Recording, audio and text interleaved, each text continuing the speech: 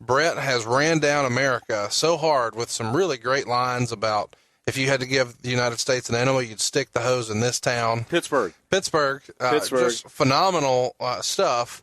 So south of the border, he is a heel, but north of the border, he is cheered like the second coming. Yes. Was this always the design? No. It just happened. It was organic. It just happened. And vice versa are baby faces in the States. And it kind of it was all the way Bret. up and down the card. Yeah.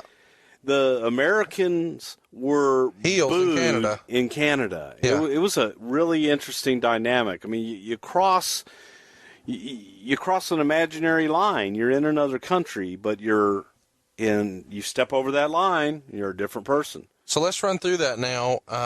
Around this time, you guys had to start having conversations with Dale Wilkes, who you worked with back in Global as the Patriot. So when this sort of America versus Canada situation starts to really boil, who says, hey, what about Dale Wilkes? Well, it wasn't about the America-Canada thing. Dale Wilkes was just a talent that was out there and available. I'd worked with Dale in Dallas with the GWF, Global Wrestling Federation, up there in the Global Dome, Dallas, Texas, formerly known as the Sportatorium, Sacred Ground, not there anymore. But the ground still is. It is. But Dell was available, and I always liked Dell, and we brought him in. And it happened to be, his gimmick is the Patriot. Great timing. Why do you think he never got a shot in the WWF before then? He'd been around a long time, and he had a good look. His work wasn't bad. I mean... Well, I think he had a great deal in Japan. Okay. And Dell, I don't know if he was that interested in working the schedule that the WWF had. I see. So, but it was also one of those deals where it just didn't happen. Yeah. So right time, right place. Dell's there now. So we're in the fall now of 1997, and some fun stuff is still happening. Now, August, I guess we should cover this. Undertaker versus Bret Hart. Shawn Michaels is the referee. There's some tension between all three parties, but specifically between Bret and Shawn. At some point in the match, Shawn is involved. There's a chair there. Bret spits at Shawn. Shawn cranks back with the chair, smashes the Undertaker. Accidentally now, Bret Hart is the champion for what would be the final time. But it still starts to sow the seeds of Shawn Michaels, Bret Hart. Did you know at SummerSlam that was going to be the plan for Survivor Series? Yes. So the original plan was we sow these seeds right here, right then. That was the whole reason for it. Okay, so that sets up Survivor Series. What was the plan for Royal Rumble and WrestleMania as far as 14 goes? Wow. I'm pretty sure that's what we did. The only thing that happened. The plan was for Shawn to beat Bret at Survivor Series, and then what happens at the Rumble, and then Austin beats Shawn at WrestleMania. Yeah, you know what? I don't know if it was necessarily at Survivor Series. Bret sped that up, with leaving. So it could have been the Rumble. Could have been the Rumble, but the idea was always to have. There were a lot of things that were discussed, frankly, but it was. Give me another alternative idea. Bret and Steve. So another alternative idea would have been Bret just keeps the belt and drops it to Steve at 14. Sure. Okay. Yes. I mean, it was, again, you had A, B plans. Sure. Okay. So the reason it went with Shawn, again, timing and Bret leaving. So let's run through that. There was talk, you want to get really crazy when we were talking about Hogan way back when. There was talk of that being Hogan. That it could have been Hogan and Austin. Yeah. At 14. Yeah. Wow. That would have looked a lot different. I mean, but again, that's where I say, there were A, B, C, D scenarios of different things that we could do. The Hogan scenario went out that night when... So this is kind of weird to ask, but at this point, I don't know another way to ask it. Shawn's made it public. Was his addiction situation starting to get out of hand, in your opinion? Shawn's? Mm-hmm. Probably. So he's just becoming difficult. When you say out of hand... It was, I can't remember a time ever that Shawn was impaired to go in the ring. Okay. So at this point, we're going to go ahead and go through September. It's Ground Zero. Undertaker dives over the ring for the first time. Now it looks like, well, we got to put these guys in a cage. Bad blood happens. It's the first ever Hell in a Cell. Kane makes his debut. Lots of stuff going on right here. Right. Now we're in the next pay-per-view, and it's Survivor Series. And there's talk the week of the show, Bret's done. Bret's on his way out. So behind the scenes, what's going on when supposedly Vince McMahon goes to Bret and says, we can't afford you? From your perspective, how do you remember that happening? Well, he did it in the Garden. I remember that. I don't remember how many weeks out it was, but I remember being in the Garden. I remember. Were you in the room when it happened? No. Okay. No, I was not. Did you know Vince was going to tell him that? Yes, that day? I did. Okay. I did. And it was Bret showing up late. So that Vince had wanted to meet with him earlier in the day. Mm-hmm. And of course, Bret showed up late. So when Vince had his meeting, I don't know that Vince was in the best mood. In the best of moods because he had to go out and do commentary and what have you. And in typical Vince McMahon fashion, that was October. Let's cut to the chase, pal. Here's where we are. That's October because that's when Cactus Jack came back. Okay. Okay. So it was done, and Vince kind of got right to the point and told him, we can't do this. And I'll be happy to renegotiate, but I'll also go and reopen your talks with WCW, and if there's any way I can help you get more money there, I'll do that. Are you comfortable saying what you think the contract value was at the time? No. Are you comfortable saying whether or not he was the highest paid performer? Was Bret Hart the highest paid performer in the promotion at the time he was asked to take a pay cut? That's a tricky question. Bret was one of the highest paid performers, yes. Top 3? Yes. Okay. So the other ones may have been Shawn Michaels and The Undertaker? Okay. All right, I got a hand gesture that tells me maybe.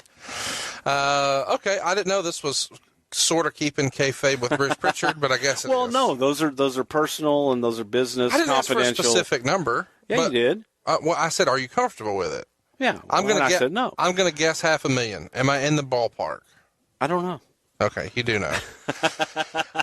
Maybe we'll put a poll up. Do you want to know the real number next week? I think I'm probably the only person listening who cares about that. Anyway, I am curious. What's the mood when Bret leaves the room as far as you remember? Is this a total shock to him? Is he happy that he maybe can go get more money? He's had problems with Shawn here. Well, again, I was not in the room. I was not a part of the conversation. But you were around Bret post-meeting. I was, and I guess pouty is a word. Okay. I don't know that Bret was... He wasn't happy about it? He wasn't showing up that day to learn, hey, we can't afford you. Yeah. So... I'm sure he had a lot of things running through his head. So, at what point do you become aware he's leaving? Well, Vince gave him the opportunity and gave him, whatever paperwork he needed to negotiate with WCW and to go out and get his stuff. I want to say we probably knew maybe 10 days out before the pay-per-view. In that area, give or take. I don't know exactly when we found out. We found out, obviously, before the pay-per-view so that we could plan that he was leaving. So when you find out the week before the pay-per-view, had you guys already started discussing what was going to happen as far as how the belt would be taken off? There's been lots of debate about would it be at Survivor Series, would it be at Raw after? What do you remember about that? Oh, no, it was always we needed to do it at the pay-per-view. Okay. So... that was the internal talk. We're going to do it at the pay-per-view. From your perspective, what comes back to you? Like, does Vince come in and say, he doesn't want to drop the damn belt now?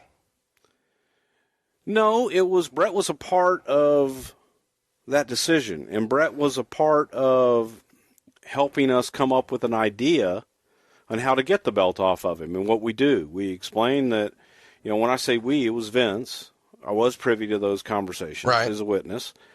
But it was simply, this is what we have to do. Right. You understand what we have to do, and he understood what we had to do, and help us get there. And it was like pulling teeth. It was very difficult. Bret never, to my recollection, he didn't like dropping the belt, didn't want to drop the belt in Montreal, but he was willing to do it. He indicated, I'll do it. We just got to figure out how we're going to do it. So but trying to figure out how we're going to do it, as Randy Savage used to say, you win them in the ring and you lose them in the ring. It was difficult that's the best way I can describe trying to come up with a scenario. Give me an example, I don't know. It just was freestyle a suggestion. You get Hunter involved, and I don't know, and we do something and it backfires, or Owen comes in and it backfires, and then we can do something with Owen and Davey.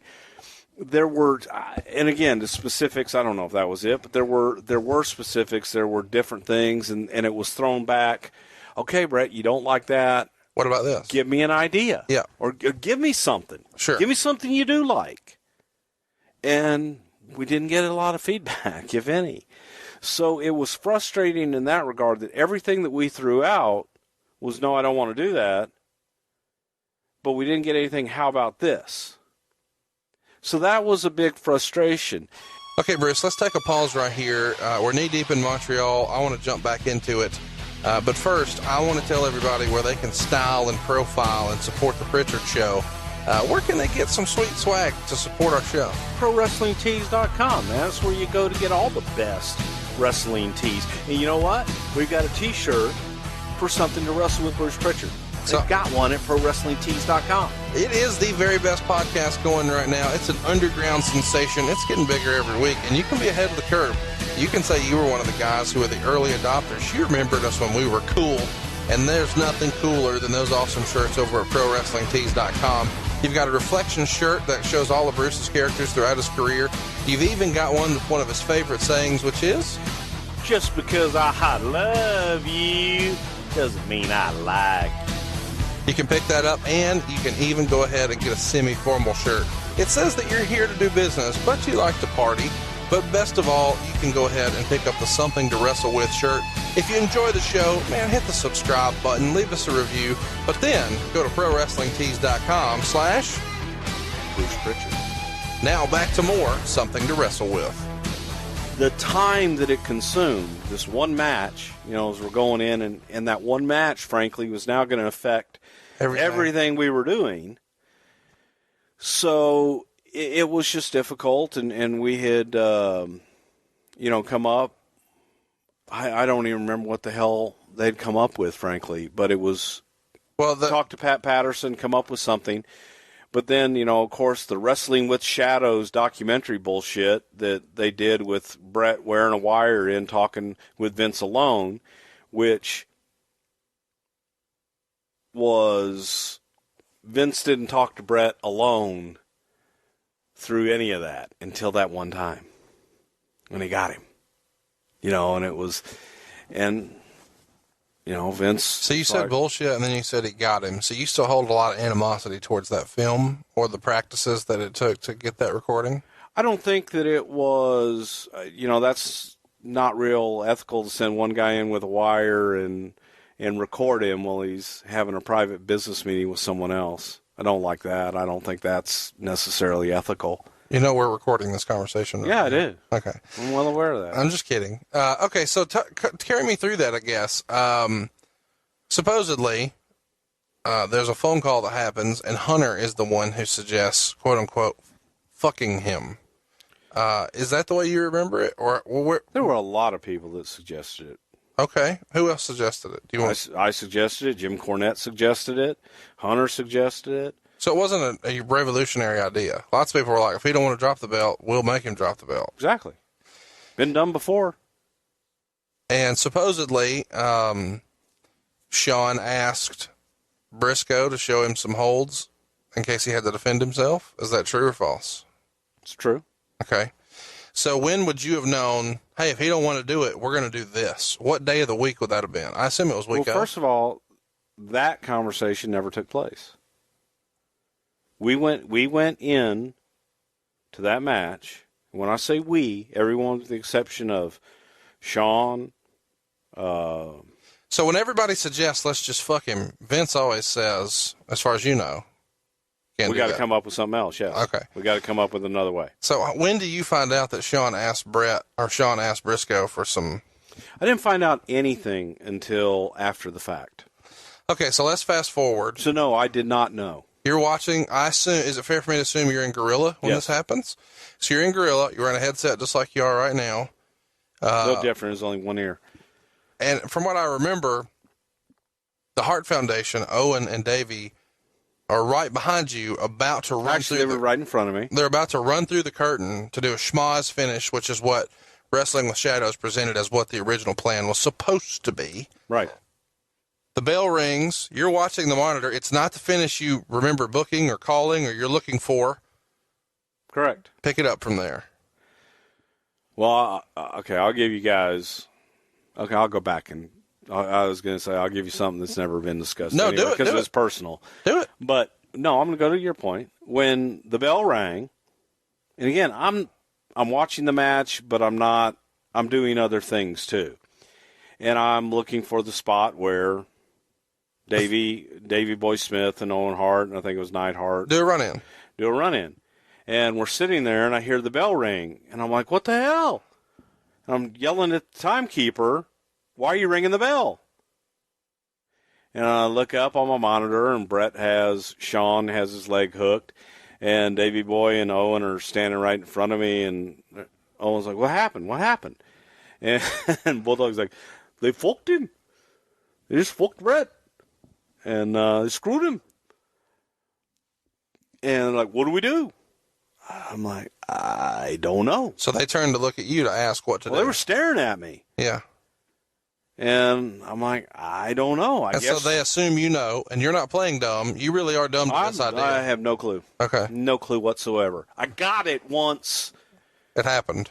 Once Sean rolled out to Vince, I got it. But Sean tries to play it off like he's not involved. He grabs the belt and stomps backstage frustrated like he had nothing to do with it. Yeah. You're about to digress and tell a personal story. Well, the personal story is that we used to do, Undertaker was not on TV at the time. Okay. But he was there. Okay. And Taker sat next to me at gorilla position the entire night. Was that normal? What? For Taker to sit by you in gorilla when he wasn't working? No, I mean, but he had nothing to do, and he was watching the show. So as far as you knew, but he could have been smartened up and said, "Hey, baby, hang on, okay, hang on."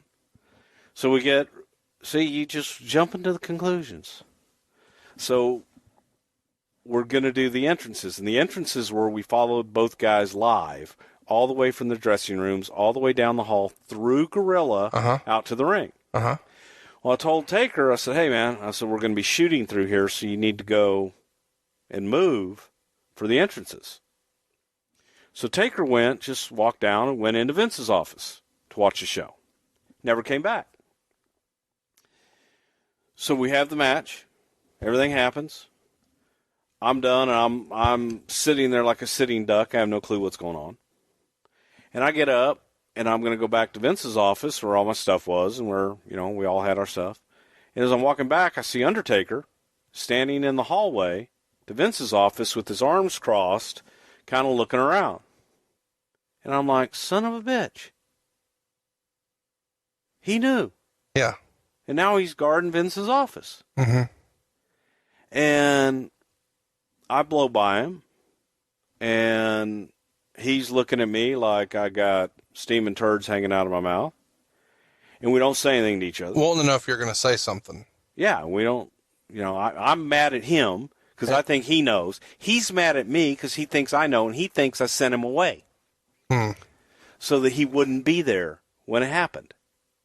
Now, what the hell he could have done about it or anything else, I don't know. But, so we think each other knows, and that was just my personal little thing that we had. Did y'all talk about it later? Oh, yeah. So he did know? No, he never knew. No, he did not know. But he thought you knew? He thought I knew. Okay. And I thought he knew. And nobody knew? And nobody knew. Okay. So we were mad at each other, and we were both kind of... on the same boat? Yes. So now Vince throws Bret spits on Vince, throws a tantrum ringside, smashes the TVs, paints WCW with his fingers in the air, comes back through the curtain. Are you still in Gorilla at this point, or have you hightailed it out of there? No, I was in Vince's office. So you go to Vince's office, and you assume that everyone will congregate there, or what happens? Does Vince come in the room next, or what happens? Yeah, Vince and Shane came in. I want to say that Shane came in first.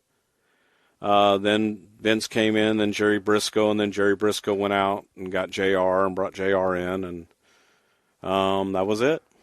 So you guys are sitting around the office, and then there's the Nobody was sitting. Okay, everybody's standing around the office. What's Shane doing during all of this? You know,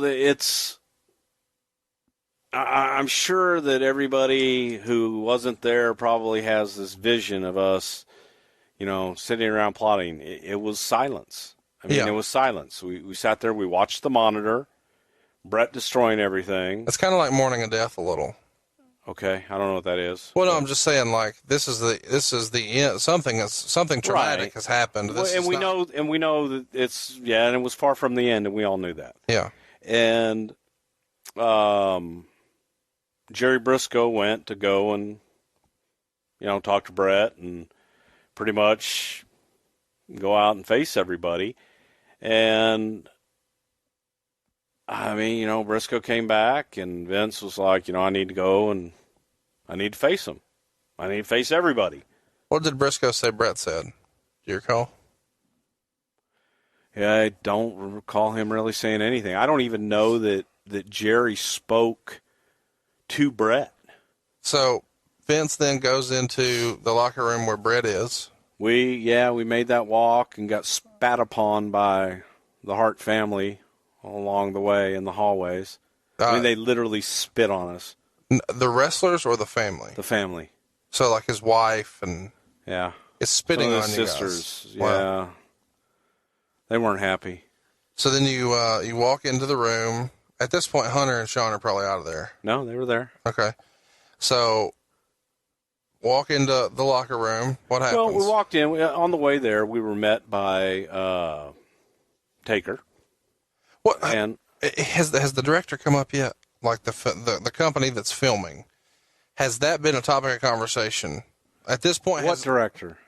They're shooting Wrestling with Shadows. Oh, they were nowhere around. That from the standpoint of working with us. I'm saying as far as Vince goes, is he thinking, "Oh shit, I forgot they're here. We need somebody to neutralize." Oh God, that was the furthest thing from our mind. Okay, that was the furthest thing from anybody's mind. Okay, it was kind of like a non-issue. Okay. But, you know, we got confronted by Undertaker, Davey Boy, and Owen, and Neidhart. And Vince just looked at him and said, guys, what did you expect me to do? You know, I did it for you. So he wasn't willing to do business. I had to do something. I had to do something to protect each and every one of you guys. And I said, where's Bret? And he went down, walked down the hall. Undertaker went in and pretty much got everybody that was not directly involved in the match, got them out. And I was there, Tony Gurria was there, Sergeant Slaughter, Jerry Briscoe, Shane, and then the guys that were involved in the match. So anybody else that claims to have been there, Earl Hebner was not there. Earl was gone. They weren't there. Even Ken Shamrock asked if he could stay and was asked to leave. So, you know, and it was pretty simple at this point. Bret was in the shower, and Davey went in and told Bret that Vince was here. Bret came out of the shower, still soaking wet, and said, I'm going to finish taking a shower. I'm going to get dressed. I'm going to stand up. I'm going to knock you out. So he goes and takes a shower. Went in and finished his shower, came out, started to get dressed, and, you know, he and Vince, you know, he cussed at Vince and blah, blah, blah, and Vince just said, you know, Bret, you left me no choice. I had no choice. I had to do what was right for my business. I couldn't allow you to just take the belt and show up at our competitor, and had to do what I had to do. And I would think that you would respect that. And it was heated on Bret's end. Vince was pretty calm through the whole thing. I think both guys' emotions were pretty high. And Bret did exactly what he said he was going to do. Bret got dressed, tied his shoes, picked up his knee brace, threw it in his bag, and got up and punched Vince. Was it just one punch and he was done? Or one punch, and everybody was in between them, and Vince went down. But everybody was in between them, and it wasn't going any further than that. So he smartened up. Vince told all the guys, he deserves a shot. Let him get one. Yep. So, it's interesting, when you really dig into what we're talking about here, because you kind of get the impression that a lot of WWE folks, maybe Vince, maybe not, certainly not then, view the world title as a prop. It's not a big deal. But right here, Vince is really defending that belt. It was a symbol of the company. It was a symbol of the brand and the company that Vince and his father had built. So to have your champion, I'm saying that symbol goes somewhere else. That symbol gets bounced around in pretty ridiculous fashion these days. I understand that. So I'm just wanting to clarify that what a different time it was in mindset. Right. So let's kind of address the Medusa thing. Was that ever a discussion? I mean, did you guys really believe that Bret was going to show up on Nitro like Medusa did with the belt? How would you think anything else? Did he negotiate when he was the Intercontinental Champion to take that belt to WCW to the best of your knowledge? I have no idea if he did. I have no idea whatsoever. Bischoff has always maintained that he never asked Bret to bring the belt and knew that Bret could, and he knew that Bret could, and he says that because he'd already been sued for that. Right. So there was, not just because he's a nice guy, but he knew, I'm going to get sued for that. But he doesn't start on TV for like a month after with WCW. But you guys were still pretty steadfast and, hey, you know what? They'll do it anyway and just take the lawsuit and let him show up a month early. We didn't know when he was going to show up. Okay. We had no idea. But regardless of when he was going to show up, we had to transition that championship to someone else that was going to be here that we could get behind. So Vince sustains a black eye, I suppose, and some sort of ankle injury in the fall, and then limps out of there, and that's caught on camera in the movie. Your feelings about that being filmed and shown in the movie, or? I mean, it's real life. I felt that the portrayal, it was not a fair portrayal.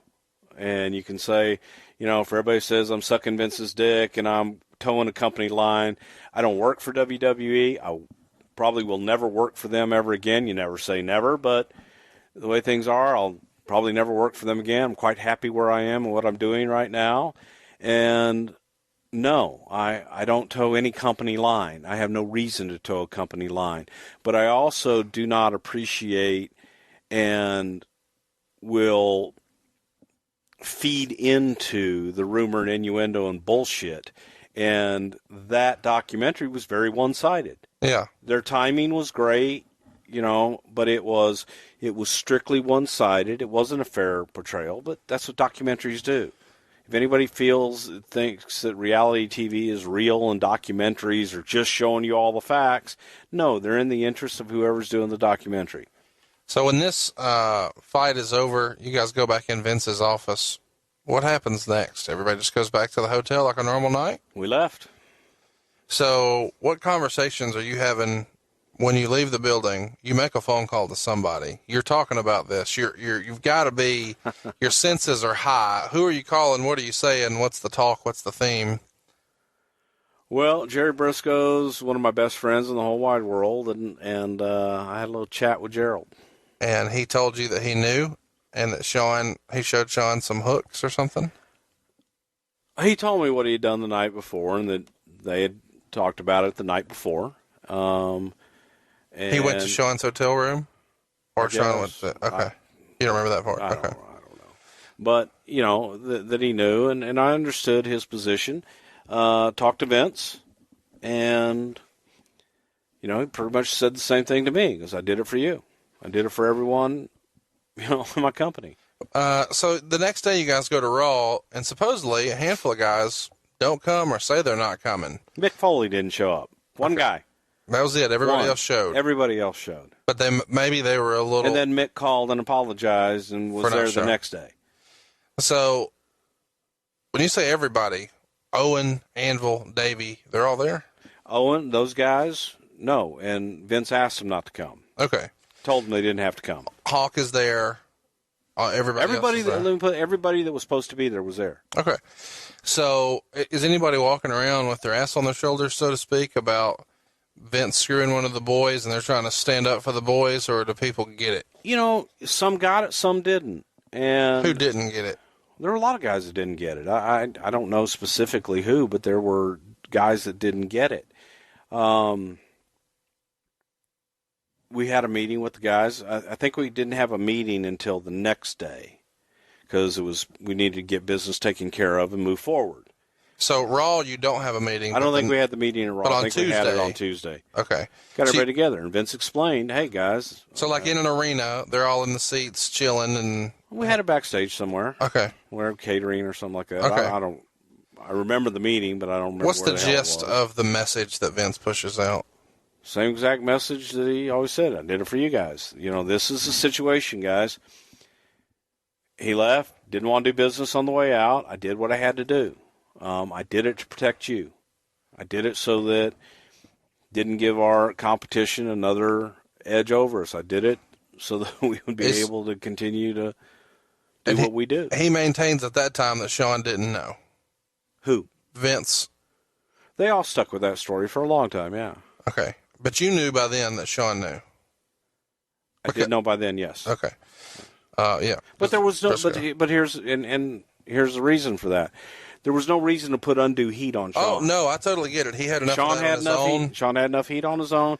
And there was no reason to put undue heat on Shawn. And I'll tell you something that Vince said to me when we got back, because I was upset about it at the time. I felt that you just don't do that. But at the same time, I understood why. And late one night when we got back to the office, and I never forget, because I used to like to have my lights off, and I had a lamp on my desk. And I would work by lamplight. And it was later in the evening, and it was dark outside, and Vince comes walking into my office, and I was the only one there. And just kind of, typical Vince, "How you doing, pal?" So I'm all right. And I was being kind of a dick to him, because I get it. You felt left out. I understand. I felt left out. I did. I felt like, couldn't trust me. You could have trusted me, and I would have been behind you, and I'm behind you now.